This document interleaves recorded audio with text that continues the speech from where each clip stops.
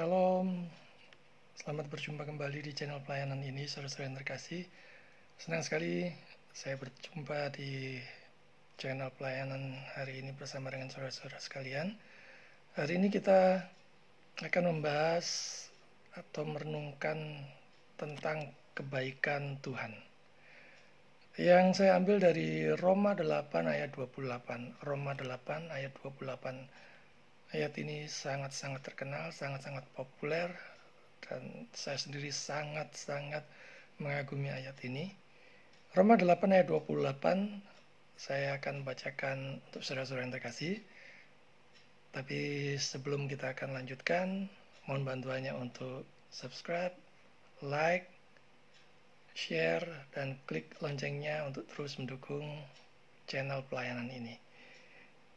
Saya bacakan Roma 8 ayat 28. Kita tahu sekarang bahwa Allah turut bekerja dalam segala sesuatu untuk mendatangkan kebaikan bagi mereka yang mengasihi Dia, yaitu bagi mereka yang terpanggil sesuai dengan rencana Allah.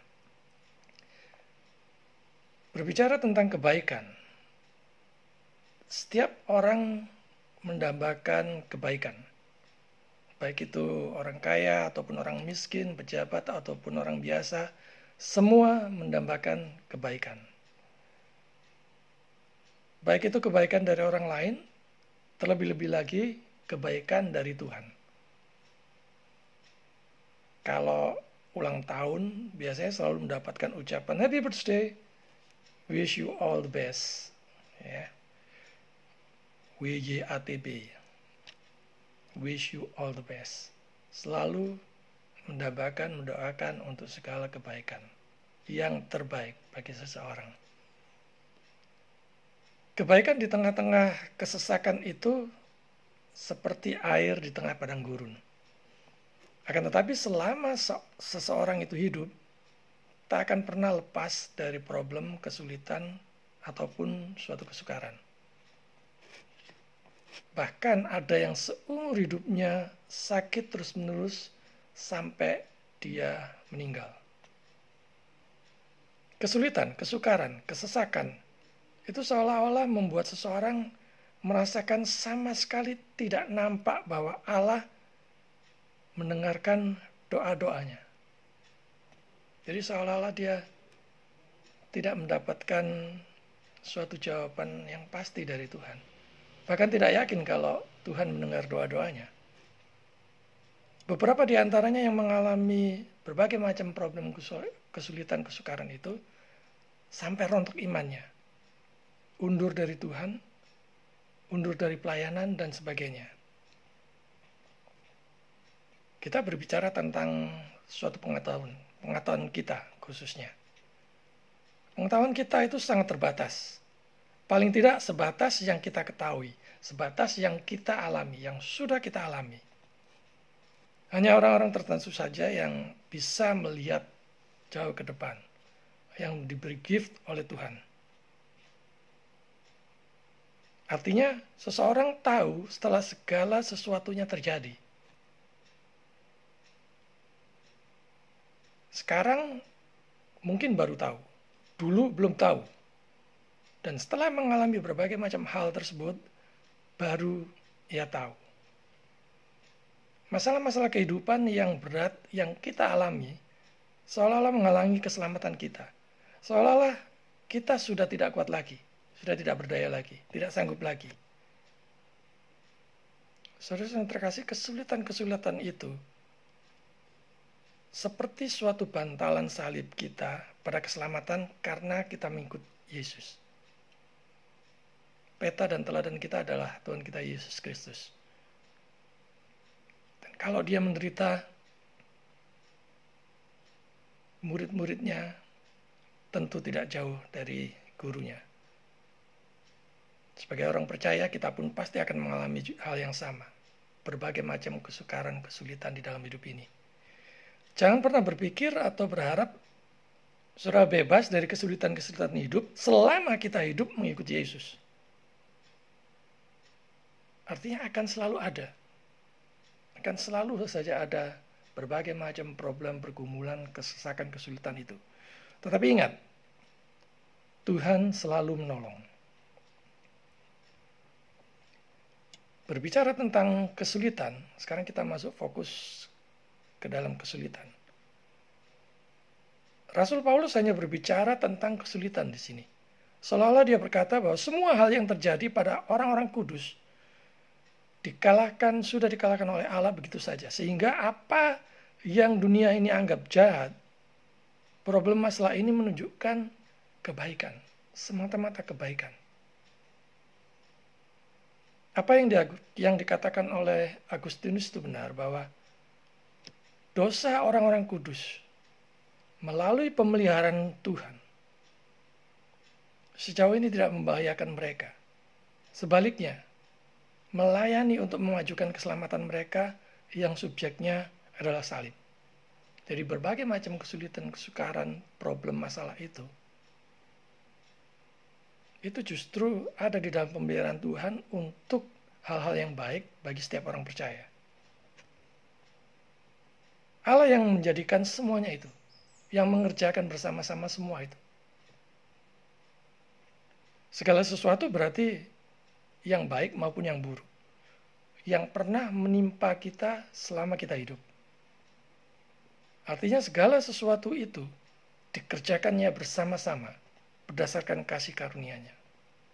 Ia Maha Tahu, Ia Maha Kuasa, dan segala sesuatu yang direncanakannya, dirancangnya, dikehendakinya, itu pasti terjadi. Ketika keselamatan adalah suatu subjek, manusia cenderung memulai dengan diri mereka sendiri.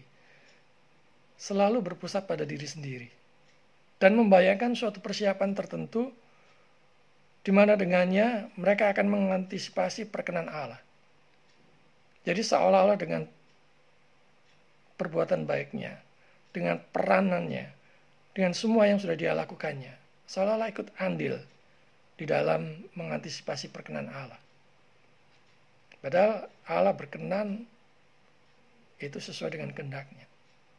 Dan Dia tahu persis secara detail apa yang kita rasakan, bagaimana motivasi kita, dan sebagainya. Mari kita memulai segala sesuatu dengan memohon hikmat, bimbingan, pimpinan, dan campur tangan Tuhan. Jangan jalan sendiri, jangan bersandar pada pikiran kita sendiri. Nah, apa tujuannya? Apa tujuan dari semua yang terjadi dalam hidup kita ini? Baik itu yang membuat kita merasa sakit, membuat kita merasa tertekan, baik itu membuat yang kita merasa putus asa, ataupun kebaikan-kebaikan yang sudah kita alami, apa tujuannya? Dan khususnya hal-hal yang kita rasa itu sebagai hal yang begitu berat. Tujuannya adalah untuk mendatangkan kebaikan bagi mereka yang mengasihi Dia. Tapi di sisi lain juga bisa juga mendatangkan kehancuran bagi mereka yang menentang Dia, yang menentang Yesus. Jangan sampai ada orang yang berpikir bahwa orang beriman karena mereka mencintai Tuhan mendapatkan suatu keuntungan yang sepadan dengan keuntungan dari memperoleh buah dari kesulitan mereka yang seperti itu. Yang pertama tujuannya adalah untuk melatih orang-orang beriman. Hidup ini butuh latihan rutin supaya kita kuat, supaya kita teguh di dalam Tuhan, supaya kita tidak mudah goyah. Saya berilustrasi bahwa seorang atlet bahkan menghabiskan hidupnya dengan berlatih selama ia menjadi seorang atlet, supaya ia bisa menjadi juara dan beroleh medali emas. Ada yang sudah mengakui Allah berdaulat. Dia mengakui juga berbagai macam ketetapan Tuhan dan percaya segala sesuatu yang terjadi atas hidup ini mendatangkan kebaikan. Tetapi begitu terkena derasnya hempasan topan badai kehidupan, begitu ditanya bagaimana kabarnya, lantas menjawab, amsyong. Bukannya malah bersyukur masih diberi hidup, malah mengutuki dirinya sendiri. Meskipun orang-orang pilihan dan kaum reprobat itu mereka yang ditetapkan binasa. Meskipun orang-orang pilihan dan kaum reprobat itu terpapar dengan kejahatan yang sama, masih ada suatu perbedaan yang besar. Karena Allah melatih orang-orang beriman melalui suatu penderitaan. Sehingga dengan demikian mempromosikan keselamatan mereka. Artinya terus iman mereka bertumbuh. Mereka makin dikuatkan. Jadi di sini seolah-olah Paulus berkata, orang-orang beriman tidak mencapai agama dengan upaya mereka sendiri, tetapi sebaliknya dipimpin oleh tangan Allah. Karena Ia telah memilih mereka untuk menjadi orang yang khusus bagi dirinya sendiri, bagi diri Allah sendiri. Tujuan berikutnya adalah untuk memajukan keselamatan mereka. Kalau kita lihat di Wahyu pasal 3 ayat 19, firman Tuhan katakan dengan jelas di situ, barang siapa kukasihi, ia kutegur dan kuhajar. Sebab itu relakan hatimu dan bertobatlah. Saudara yang terkasih, penderitaan tidak berhasil memajukan keselamatan siapapun, kecuali orang-orang yang mengasihi Allah. Kecuali orang-orang yang memang dipilih Allah. Sang Rasul mengatakan bahwa meskipun Allah tidak segera menyelamatkan umatnya dari penderitaan, dari berbagai macam problem, kesesakan, kesukaran, faktanya adalah Tuhan belum meninggalkan mereka. Jadi kalau saudara saat ini mengalami berbagai macam problem kesukaran yang sudah seolah-olah saudara tidak tahan lagi, ingat, Tuhan belum meninggalkan saudara. Sejauh saudara masih bersandar kepada Dia, sejauh saudara masih beriman teguh kepada Dia, sejauh saudara masih berharap hanya kepada Dia. Dengan cara yang luar biasa, Ia membalikkan hal-hal yang tampaknya jahat sedemikian rupa untuk memajukan keselamatan mereka. Segala sesuatu terjadi pada orang-orang kudus adalah untuk keselamatan mereka. Apapun itu yang terjadi kepada setiap orang percaya, itu adalah untuk memajukan keselamatan mereka.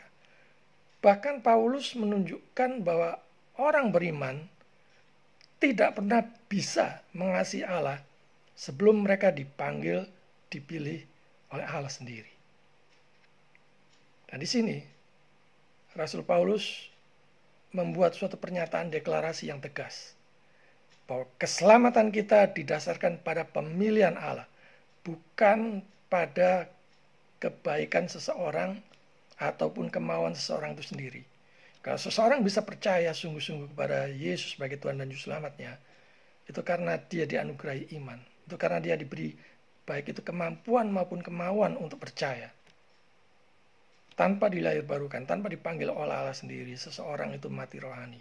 Artinya seseorang itu bisu, buta, tuli terhadap kebenaran. Tapi pada saat seseorang itu dipilih dan dipanggil oleh Allah, maka semua kerohaniannya dihidupkan kembali untuk menjadi lebih baik, untuk menjadi pribadi yang memuliakan Tuhan. Saudara berbicara tentang berbagai macam kesukaran, kesulitan yang seolah-olah dirasakan itu sebagai suatu hajaran oleh Tuhan. Dan banyak orang percaya yang memprotes ataupun bersungut-sungut karena hal yang demikian. Coba renungkan. Kalau anak sendiri pasti diajar, pasti dididik, pasti didisiplinkan kalau dia berbuat salah. Tapi kalau anak tetangga, ya biarkan saja.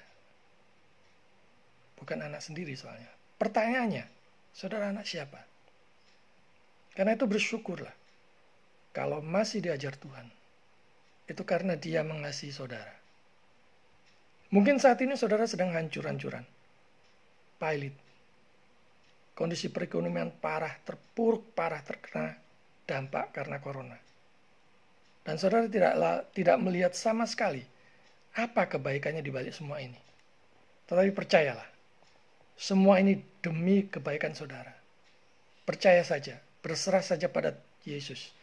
Lakukan kerjakan apa yang saudara bisa kerjakan, dan mohon pimpinan Tuhan. Apakah saudara sungguh-sungguh mengasihi Dia? Meski sekarang kita belum tahu apa kebaikannya itu bagi kita, percaya saja. Suatu saat akan Tuhan nyatakan. Selama kita